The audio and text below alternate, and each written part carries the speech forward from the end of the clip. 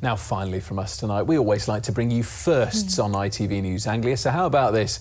A beer festival taking place in a Church of England cathedral. Yes, St Edmundsbury Cathedral in Bury St Edmunds is embracing a flock of real ale and cider lovers within its hallowed walls over the next 6 days. And our reporter Wesley Smith was one of the first through the doors. And Wes, good evening. I think it's fair to say that it's a fairly unusual event.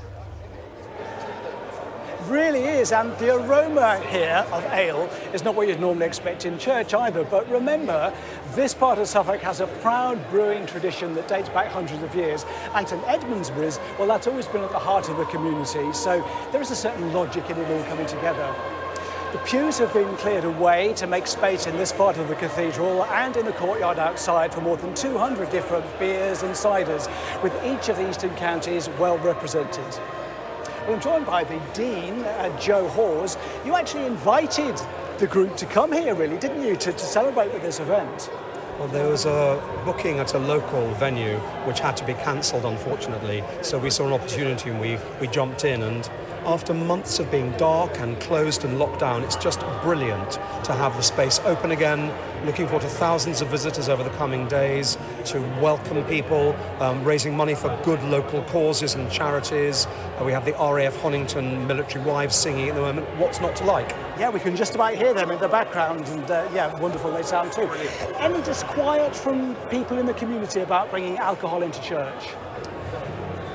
One or two, but only one or two voices who don't approve of drinking. And of course we don't approve of binge drinking or alcoholism, but there's so much being made, beer and cider in Suffolk and around the British Isles to celebrate. And that's what this festival's about the wonderful variety of beers and ciders and gin and prosecco and food and entertainment. And it's a sign of opening up again and welcoming people into this beautiful sacred space to really enjoy it. Joe, thank you very much indeed. So let's meet the man who's had all the headaches. He's with the barmaid, unusual looking barmaid actually in the back there from the pantomime happening here later in the year. Martin, can you believe this day is here? I'm absolutely astounded by it. It's brilliant. Yes, it's lovely to have it started. Clearly you've got a big representation, lots of different types of beers and ciders here. Yes, we have. We've got beers from all over the country, from as far north as the Orkneys, as far south as the Channel Islands, as far as West Wales, and as far east as Lowestoft. Well, I hope you have a really good 6 days ahead. That's brilliant. Well, they've done pretty well for the 29th East Anglian Beer and Cider Festival. They've set the bar high for the 30th. Who knows what will happen for that? But they've got great barmaids, haven't we? Hey, hello. We'll try and give you some pictures of the military wives in our late news tonight at about 10 to 11. Bye to half. I think you've made a good friend there. He's going to be at that bar all night. Fantastic. Oh, we're going to be Wes. spoilt now, aren't we, Chris? Because we've had that lovely beer festival and you've got a weather word of the week for us.